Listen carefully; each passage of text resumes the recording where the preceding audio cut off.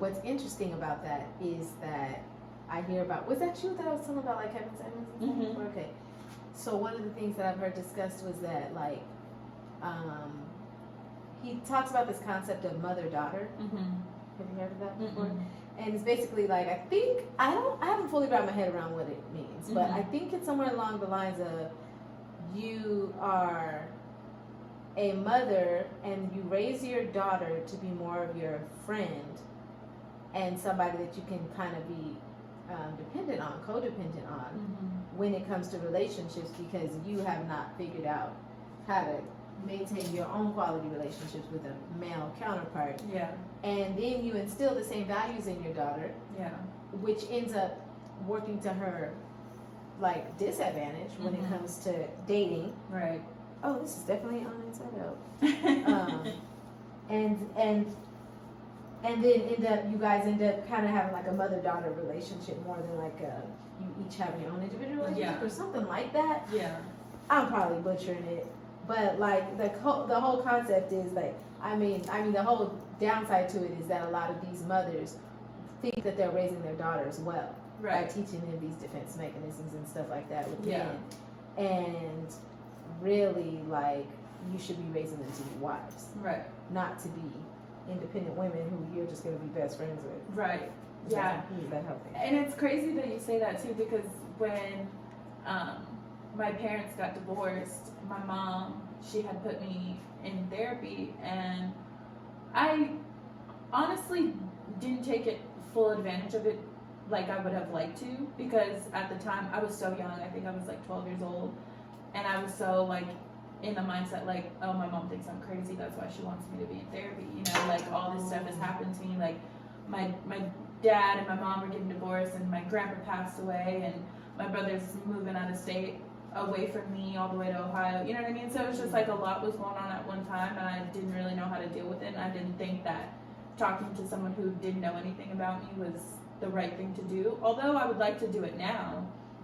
I just we had a conversation, and I learned that during that time that she was going through the divorce with my dad, that she was treating me like I was her partner more than her daughter, you know? And I was like, we eventually had to have a conversation, like, I'm not your husband, I'm not, you know what I mean? Like, I'm not, that's not who I am, and it's who you're wanting me to be, because I'm the next closest individual to you, and you're going through all of this with my father, but it's like, at the end of the day, I'm your daughter, you know what I mean? So these arguments that we're getting into, it's not really because you're upset with me, it's really because you're upset with someone else, and you're taking it out on me, you know? And all these things that you're looking for in me, and me not having, like, you're upset because it's what you want in a partner, not because, you know what I mean? Like, so after we've had that conversation, I mean, of course we've had our ups and downs, but it changed a lot, because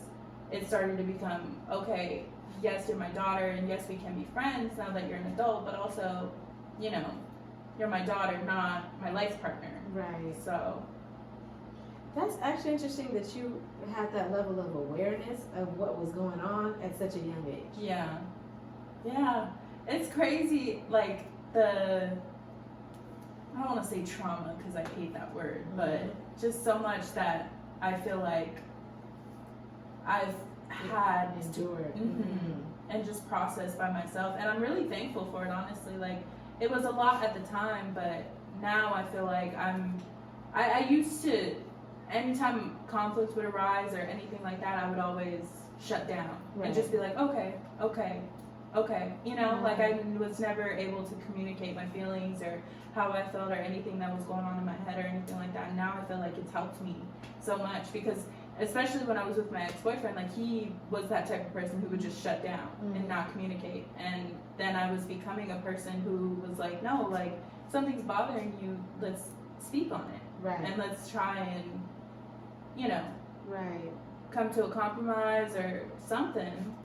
And obviously that wasn't something that we could do together, but it's something that I really want in my next relationship. You know, I want to be with someone who's a good communicator and who can tell me when something's bothering them or anything like that, because I feel like I'm that type of person. I would tell you all day long. It shouldn't be bothering me. Right. Because I don't want it to happen again, you know? Yeah, it seems like you have done a lot of the work yourself. Yeah. That you would be led to doing in therapy, even though therapy is highly like advised, right? You know, especially in situations like yours, right? Yeah, that's huge. That's becoming more of a popular thing too, therapy, and I'm happy about that. You know what I'm saying? Like even like, do you watch that show Insecure? Mm-hmm. And like to me, that was like my exposure to therapy. Normalizing therapy. Yeah. And I was able to see myself like, yeah, you know what?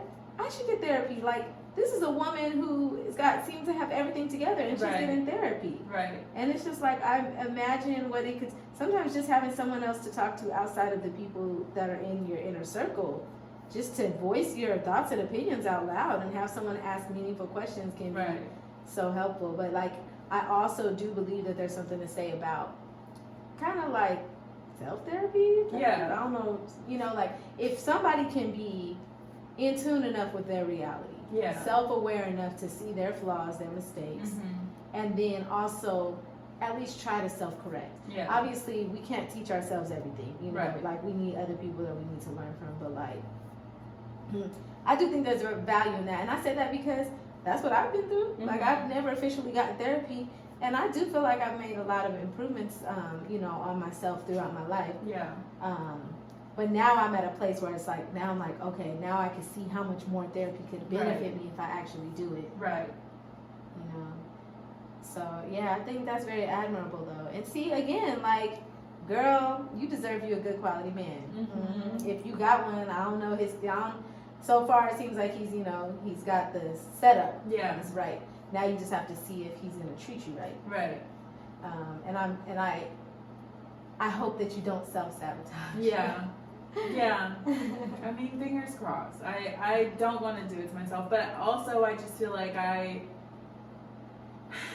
quick to, if I see something wrong, I'm quick to be like, oh, well, that was nice. You know what I mean? Right, because you feel like you don't have time, but you know, I'm reading, or actually I just finished this book called The Subtle Art of Not Giving a Fuck. I heard about that book. Girl, because I've been telling everybody, you may have had these grapevines, I've been sending it down the line. I just heard of it. And so I just finished listening to the audiobook. I highly recommend the audiobook version. Yeah. And right at the end of the book, one of the things that he explains, he talks about a lot of principles we've all been introduced to, but he talks about them in a way that makes you think about them slightly different. Yeah. And, you know, one of the things that he is explaining is, the concept of like, you know, you're gonna die, and a lot of us are afraid of commitment because we're afraid of the thing that we're committing to, like not working out, not being the right thing. He talks about something that really spoke to me because I struggle with making decisions, and he says that, you know, with the paradox of choice, you've heard of that concept? It's exactly the sound, the paradox of choice. You think that you want to have a large variety of things to choose from because that would make it easier for you to make a choice, when in reality the more options that you have, the harder it becomes to be satisfied with the decision you made. And so it's the concept that, like, you know, when he's explaining, like, if I told you had two choices of couch, you're gonna be like, well, if I choose the pink couch over the red couch, I only lost out on one thing. Now I don't have the red couch, but you know what? I'm happy with my pink couch. I made the right choice. But if you have 15 choices, you're always going to be like, oh, those were 14 other options I could have explored. Right. What if I didn't make the right choice? Right. And so he talks about how a lot of times we think having more options available to us is going to make us happier, but not necessarily. And so he's like going into dating, when I think about that, I would imagine it's like we can so easily throw our hands up because we're like, you know what? If you're already showing me red flags and signs of caution, I'm gonna caution myself, and I'm not gonna potentially waste time on you, right? Because there's many more fish in the sea. Right. But he goes on to say that, like, when you pick something and you stick to it, the benefit that you get from dedicating yourself to that person, that job, that activity, whatever, it may be painful along the way, it may be scary and all that stuff, but it's far more rewarding when you do get rewarded from it. Obviously, you don't want to try to force a round peg in a square hole, or square peg in a round hole. Yeah. But if something seems like it's flowing and there's just a couple of things that's like, oh, I'm not so sure about that, it might be worth sticking around because when he was saying that, I was thinking like, yeah, like in my relationship, there have been plenty of opportunities where I could have thrown the towel in. Yeah. But girl, when I stick and stay, I get my pay. Yeah. You have never heard of that stick and stay? It always ends up working out for the better. Like, and then down the line, like people be like, I don't see how you could be monogamous and be with the same person for the rest of your life. That seems like it would get boring. It seems that way because you haven't experienced it. Right. But when you experience how beautiful it is to be able to go to bed at night peacefully, right, knowing you don't have to worry about the person that you're waking up to, right, because you've been through enough with them to where it's like, if they did turn out to be psycho crazy or just leave you on random, like it would surprise the heck out of you because they've shown their character so much and you don't have to worry about that. Right. Versus when you're always bouncing around to someone new, all those lessons that you don't learn with this person don't matter no more. Like you got to start all over. Yeah. So it's just something we're thinking about, like going into. It's just like, you know what? I'll never. One of the things that he said too is he's just like, you'll never. How did he word it? You'll never be able to experience the reward of what it feels like to stick to something if you don't. Mm-hmm. You may get other rewards, like, oh, you know, I'm dating someone who's breath of fresh air, much better. Yeah. But what I have learned from viewing like different people's relationships in my life is that no matter what, it's gonna be something. Yeah.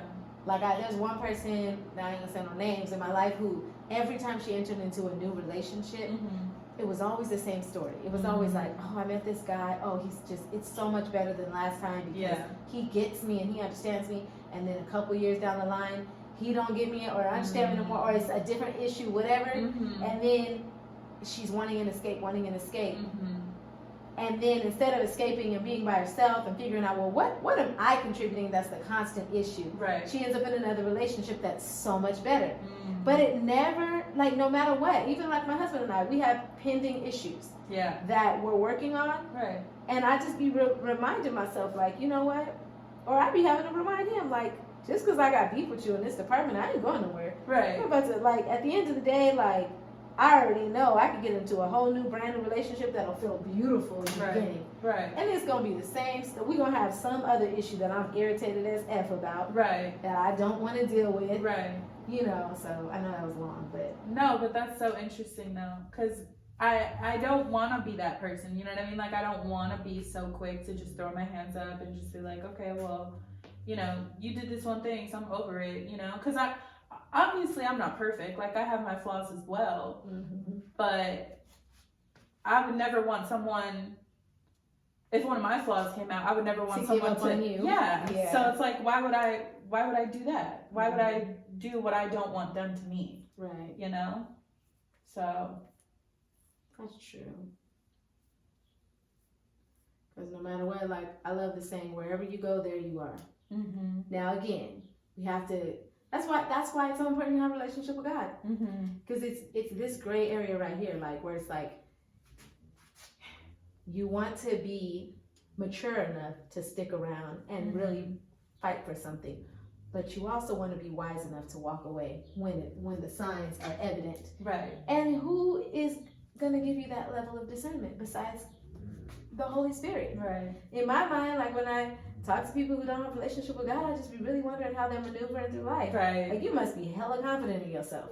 Or hella confused. Or hella confused and accepting of your confusion. Yeah. Whereas me, it's like I get confused sometimes and I always know it just means because I'm out of line with God. Yeah. It just means because I'm not really like just in tune with the Holy Spirit, because God always directs us.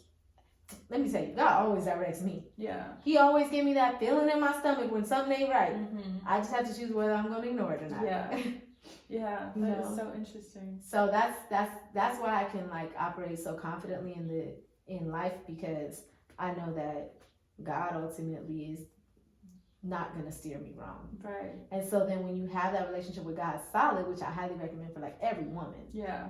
Especially if you're single dating, that's when you need to be dating God first. Right. You know what I'm saying? Because when you have that solid, you can take those risks. You can be like, you know what? I am going to go all in. Yeah. I am. If I find myself that I'm falling in love with you, I'm going to let myself fall in love with you. Yeah. Because at the end of the day, if this doesn't work out, I know it's just because God has something better. Right. And he's just making me better through this, you know what I'm saying? And he's not going to allow me to throw something away that he meant for me to have. So at the end of the day, it's up from here. Yeah.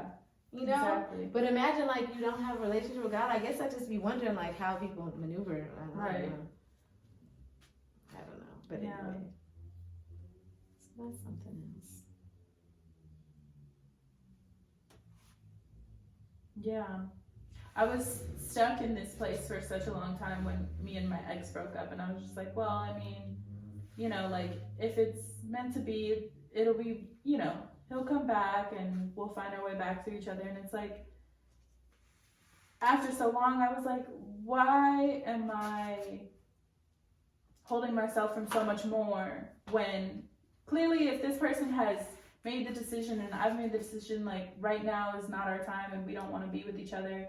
And after all that I've endured from this relationship and how heartbreaking it was and how much I put myself through emotionally, it's like, why would I ever want to put myself back in that situation?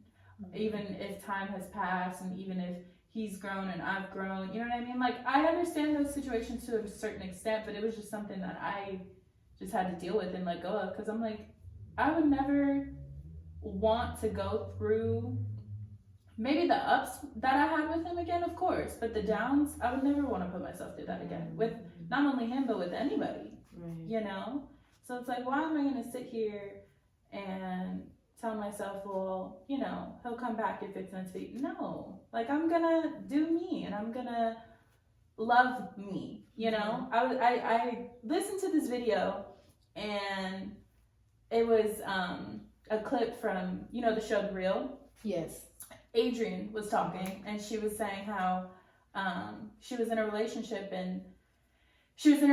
with someone that she felt like didn't love her the way that she needed to be loved, and she spent so much time. You know what, maybe I saved it because I feel like I watch it quite often because I'm like, I need to remind myself, like I be doing that, girl, telling myself, look at this video every single day and remember, girl, I'll wake up with all kind of talking thoughts. Then at the end of the day, I'll be like, see, God, that's why you told me spend time with you first. Right. I would have remembered to look at the video or something.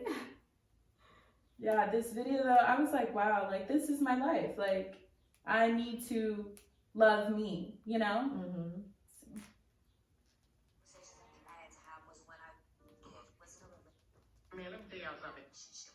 Girl, you have to get all the way out of it. Oh my, okay. Exit. Mm-hmm. Okay, there we go. I'm like, start from the beginning. Oh my, okay. We're just gonna start all the way over. Oh my.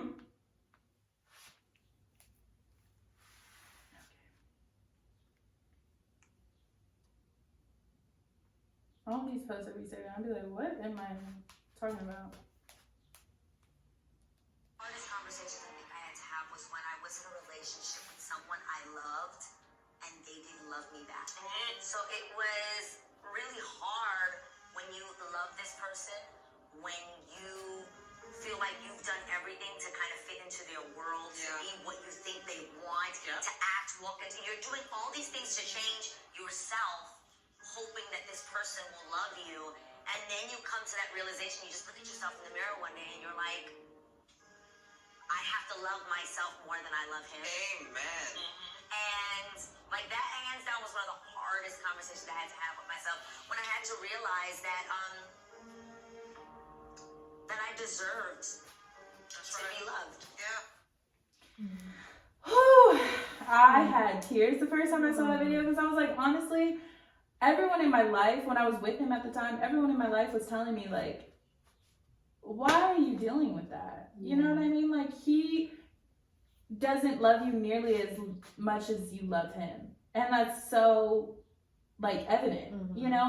And I was like, no, like he does. Like he tells me he does. So why wouldn't he? But it's like, your actions aren't showing me that you love me the way that I love you. And I understand that obviously not everyone is going to love the way that I love. Like everyone loves differently. And when I do love, I fall very, very hard and I love with all of me, as do most people. But I'm like, I was just making so many excuses for him. And so I think that goes back to me Like when I see something that I don't like in another person, I'm like, okay, well, I'm not gonna make an excuse for that if I don't like it, you know? And it's like, okay, well, some things there's some things you can deal with. There's some things you can get past.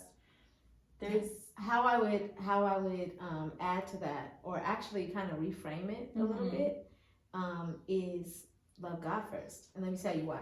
Because when, like we all say that we love God, but love is an action, right? And so like when we love God in action, not just, oh, I'm aware that God exists and is the God of my life, and so, you know, I love God, but like love is service. It's the same way we want people to love us, in service of something, whether it's giving us compliments, buying us gifts, spending time with us, it's all in service of something, because love is an action, right? So loving God in service first allows you to develop such a relationship with God that you learn to see yourself the way God sees you. And when you see yourself the way God sees you, you will in turn love yourself, because you are loved, because love created you, because God is love. And when you can see yourself in that light, it's almost impossible to allow anybody to do you wrong, and it becomes much easier to discern when it's something that you can handle, that you can look past, or not necessarily look past, but not sweat, not make a big deal. It's no longer going according to the carnal way that we live life and we approach life. Because I think that would require a little bit too much sorting out. To be like, is this worth fighting through, and is this not? But when you have that basis of like, you know what, I just operate in love because God created me out of love, and I deserve love just like I give love, but I'm not measuring your love, because love is just love, you know what I'm saying? Like in terms of like, it's a lot of times it's like a common talking point is, I don't love you as much as you love me, or vice versa, but it's just like, no, if you actually love me, love is just straight across the board. It just is. And so that doesn't mean you cannot have flaws in your human experience, just like I have flaws, but love conquers everything. You know what I'm saying? I mean, love covers everything. So at the end of the day, when someone makes a mistake against you, if they truly love you, they'll remedy that mistake. You know what I'm saying? You won't have to sit there and ask yourself, am I being considerate enough? Am I fighting hard enough? Or am I being too much of a pushover? No, because their love will shine through in their action, period. No matter what flaws or whatever that they have. So you won't even have to. Does that make sense? It does. You know what I'm saying? So again, that's what it always comes back down to, that same thing. But yes, I think that for the principle that she was expressing in that video, for the most part, I can understand, you know. I would reframe it to say, I had to learn to love God first, and truly love God enough to allow myself to value how much God loves me.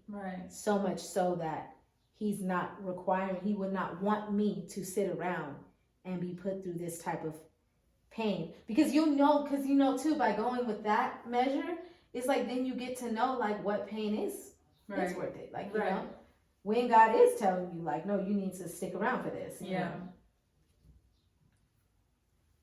And I feel like we all like, you know, can work on that, and that's a never-ending thing too, that, you know, are constantly, like when you get married and stuff, please, because you can enter into phases. Like in marriage, I'm learning, like you can be in like a healthy phase, but it's like you're living this life with this person forever, and like they may be on the up and you may be kind of going down emotionally, mentally, different things are happening to you guys, are two different individuals, and the next thing you know, you could find yourself, I entered this thing in a healthy place, and now I feel like I'm just, what is the word, becoming subdued, is that, I don't know the word, but I'm now beginning to like feel like reduce my worth in this relationship and feel less than, and I used to be so confident, and so it's just like these motions, they never end, and but you ain't gonna leave your husband, or you probably shouldn't, you know, so it's just like, it's definitely something to, it's interesting.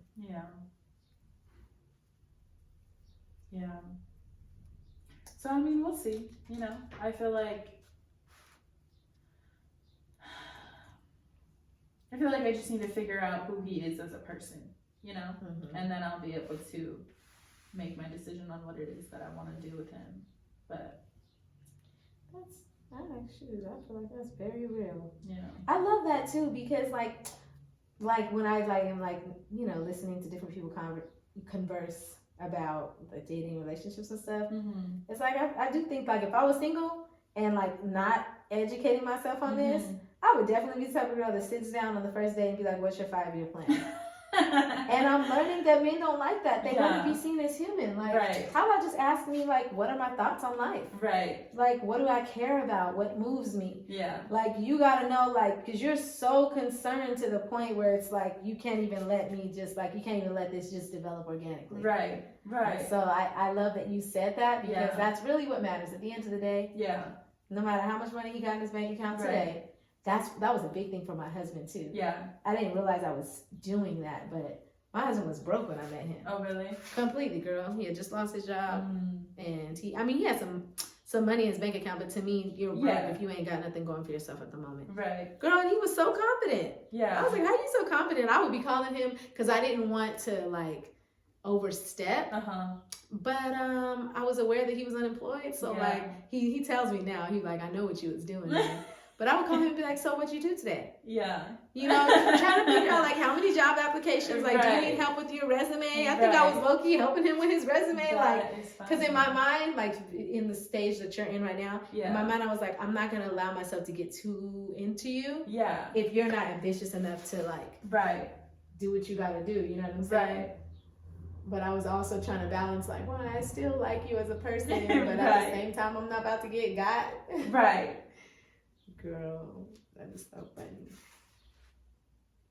Right.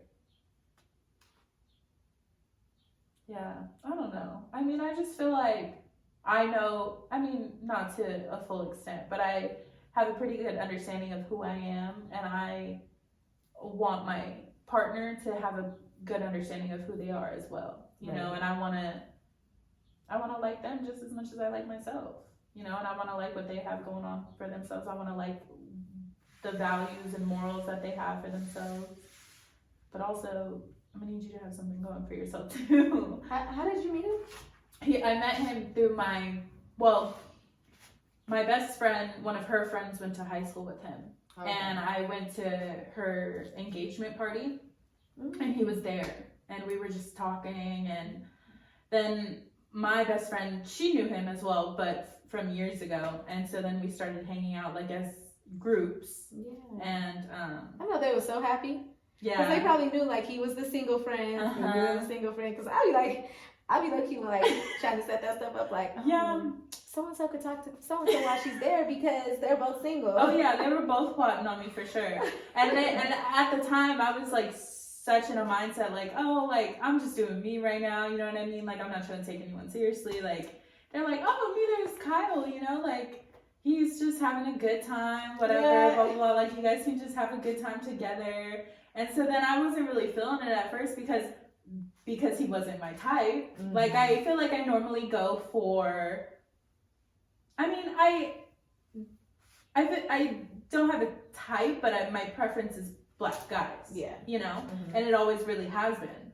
And I've kind of, I don't know, just distance myself from anyone that wasn't. Yeah, like you don't run in those circles probably. I don't really hang out with people who are anything other than, you know what I mean? So it never really crossed my mind like, oh, I would date someone who isn't, you know? And I have always like had the mindset too, like, well, if you're not black, you don't really know. Yeah. You know? So it's like. Know the struggle. Right. And it's like, okay, like, you don't have to think like that. You know what I mean? Like, yes, you don't know because you're physically not living it, but I mean, doesn't mean that you can't have some sort of compassion toward it, or that you like you probably have your own struggles. I feel like the black struggle in America is definitely a unique one. Right. But I think sometimes we can have all of our attention so much focused on ourselves that we forget that they have their own set of and that how interesting would it be to be able to step into a new world. Right. You know. Yeah. So, I don't know, I was just so, like, not interested at the time, and then we, like, hung out, you know, like I said, in, like, a big friend group, and we kind of, towards, like, the end of the night would always, like, find ourselves talking to just each other. Okay. And, then there was a few times, like, we would hang out, like, we would go, like, bowling, but it was always, like, at least for me, it was always, like, on some friendly stuff, you know what I mean? Like, oh, this is my friend, like, he doesn't look at me like that. Like, yeah, he's cute, but like, I don't look at him like that, you know? And then it was just like, I had a conversation with him, and I was just, I think he had asked me if I was like dating, and I was just like, I mean, like, I go on dates with people, but like, I don't see myself like consistently dating one person. Yeah, you know what I mean? Yeah, like I'm just, you know, hanging out. And he was like, oh, okay. And so then that's when he kind of just threw that in there, like, well, what if we like exclusively dated each other? And I was like, well, I didn't even really know you liked me like that. Like, oh, so he asked for the exclusive before y'all even went on y'all first date? Yeah. I mean, like, we had done stuff like you guys together, but time together. I mean, I wouldn't consider that like we went on a date, you know? Right. So I think what he was meaning to say is, what if we intentionally dated one another? Yeah. But did he say, because that's what you're going to ask him on this date then, basically. Yeah. Like, clarify the boundaries of this setup. Right. Okay, like, do you not want me seeing other people? Right. Like, do you want me to just see you and you to just see? Because if that's what you want from me, then that's what I want from you. Right. Like, exactly. I don't play that, well, Yeah. you don't want me dating anyone else, but you can do whatever. Like, no. You know? Yeah, of so. course not. If dudes out here to be running with that, oh, you got me twisted. Right. Bruh. And that's why my dates have never gone on to having a second date, because I'm like, what? Like, you really think I'm gonna be out here dating just you, not talking to anyone else, giving you all my time, and you're giving 3, 4, 5, however many? Me and another person is too much. Like, for me. And they're so confused by that. They're like, really? I'm like, yes. I don't know how you were raised. I'm gonna need a man to justify that to me. Like, I can understand you being open to like, hey, you're not ready to exclusively date, so you gotta give me my freedom. But you expect me to exclusively date you, right? You know, that's weird to me. Yeah. Man, I really, I feel like it's like a lot of little boys running around out here in this marketplace today. Mm-hmm. That's all I can assume. Yeah. To say something like that, and I could, and a girl would fall for it, like. Right. Mm-mm. Yeah, the mentality is just not where I need it to be these days, and I think that's why I've just been so thrown off about going like dating people, because I'm like, you don't really want me. You just want me around. You want like what I have going on. You know what I mean? But you also want to do some other stuff on the side, and it's like, no, like if you like me, then just like me. Yeah. You know? Dating with intention. Right. Like, we're not just dating to be around each other. Right. To hang out. All that is nice. Do we both have an objective here? Right. See where this goes. Can this lead to something serious? Because right. if not, then I may choose not to even waste my time. Right. Unless I'm just in that mode, in which case I wouldn't care. Right. If I was exclusive to you or you were exclusive to me. Right. Because I'm just hanging out with you for my own convenience. Right. That's interesting. Yeah.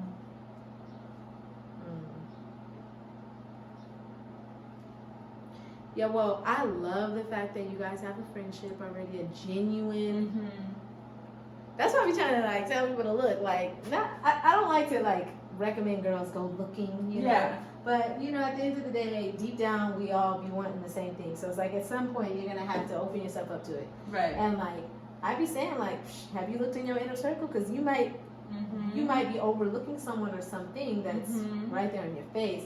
Because like when I talk about the trust factor, the looks, if you talking to somebody who's butt ugly to you, you know, because I know it's in the eye of the beholder. Right. If you're talking to somebody who's butt ugly to you that you don't think you could get past, that I'm not saying go force that, but if it's somebody who's like decent, right, they can start to look amazing to you the more you get to know them. Right. Maybe there's a certain haircut you like and how all that stuff can be worked on. Right. Who a person is. Right. And you actually genuinely being able to enjoy your time with them. That's like a lasting value because you're going to be spending all your days and all your nights with this person down the line.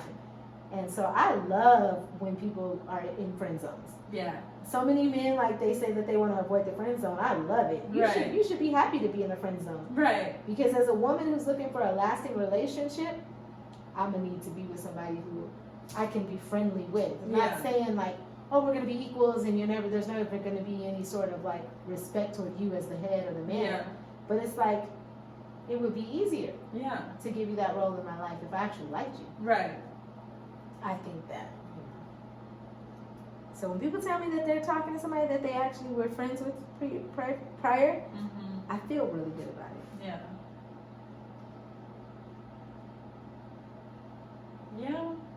He's really cool. He makes me laugh, and that's like one of my biggest things. I'm like, if you can make me laugh, because I love to laugh. Right. And if I genuinely think you're funny, because I don't think a lot of people are funny. I do not. At all. Oh my god. So I'm like, if you are genuinely funny, and then that's another thing, like, I care, and I mean, it's not a big factor for me, but I care about what my friends think about you. You know what I mean? And when it comes to that point, I care about what my family thinks about you. So is he a looker? yeah, I think he's cute. He's just not what I normally go for, but I mean, he's 6'3". Oh my gosh. He's got like the build that I like, you know what I mean? Like, he's not super fit, but he's, he's proportioned well, like Right. I could see myself with him. Does he have a lot of women? A lot of prospects? Not really. It's probably because he didn't earn his money the way that a typical man Yeah. his age making 6 figures. Yeah. Or no, he's not making 6 figures. He That's just has access to that kind of money. Uh-huh. That's what it is. Okay. Yeah. Yeah, got it. So he's got that kind of money in his life because of his parents. Yeah. But being the build that you described, and Yeah. even being the ethnicity that you described. Yeah. Because that's like, it's like mixed. Yeah. You know, he's mixed up. He's not just one thing. It's ambiguous. Yeah. I think that kind of like makes people somewhat attractive. Yeah. To some people. Yeah. I mean, like I said, he's very quiet, so he doesn't really put himself out there much, so that's why, and that's what my friends were saying too. They were like, I think it's real funny, like, you guys hit it off so well at that party, because he kind of just stays for a little bit and then heads on out, you know what I mean? But he stayed the whole time, like, and we were just chatting it up, you know what I mean? Talking about, like, everything under the sun. So, I mean, I really enjoyed that, and I think I would just like for him to come out of his shell a little bit more. Yeah. You know what I mean? Because when we're together one-on-one, like, he's fine, he can talk, but it's when we're in groups, like... Nah, girl, leave him in his shell. Nope, no, just playing. No, because, like, it seems like it's a common theme that opposites attract. Yeah. In this department specifically. Yeah. The talker in my relationship, he's the quiet one, but I see a lot of people have that dynamic in their relationship, and we all have the same complaint, like, dang, like, you were talking so much to me, like, now we get around these people and they just think that you're, like, boring probably because you ain't talking. Yeah. I want them to see what I get to see from you. Right. I've heard multiple people in my life describe that about their mates. Yeah. But the one thing that I love about a quiet man is most of the time it was the ones you ain't got to worry about. Right. I mean, it's sad to say, I hate to categorize people, but because the men that's out there talking and friendly with everybody, and if they're attractive and got something going on, it's like, woo, everybody. Yeah, I'd be thinking like, go ahead and stay. What you need? Yeah. You want a video game system? I got you, boo. Because once I realize that I want you and you're all mine, I'm like, yeah, I don't need you. Yeah. You're out there. So Yeah. that's what I mean. Yeah. No, yeah, that's interesting though. I never really thought about it. Because, I mean, my mom and my stepdad, total opposites. She's the talker. He's the quiet one. You know? So, yeah. But that's exactly how I feel. You know what I mean? Like, I mean, they don't think he's boring per se, but like, they're just like, oh, you're so quiet. Like, you're so to yourself. You know, you don't really say much. But when he's with me, he got a whole lot to say. Yeah. You know? And I'm just like, I mean, I want other people to see that part of you, but I mean, yeah, that makes sense. Maybe it's like the generosity of us. I'm such a generous person. Like, I don't say that to like brag. It's just like a part of me. Yeah. I can't brag about it. It's not like I do it on purpose. Right. It's who I am. Yeah. Right? Like, if I go to a restaurant and you're with me and I taste a burger and it's bomb, I'm going to be like, you have to try my burger. Like, because I need you to be able to get the enjoyment that I'm getting. Right. And so it's probably that too. Like, no, like, I can't just keep you all to myself. Right. You have such a great personality. And Yeah, so that it's is so like, interesting. Mm-hmm. That is funny. Yeah, girl. I always learn something when I hear I love it. Every time. I love it. I learn something every time I talk to somebody. It don't matter who they are.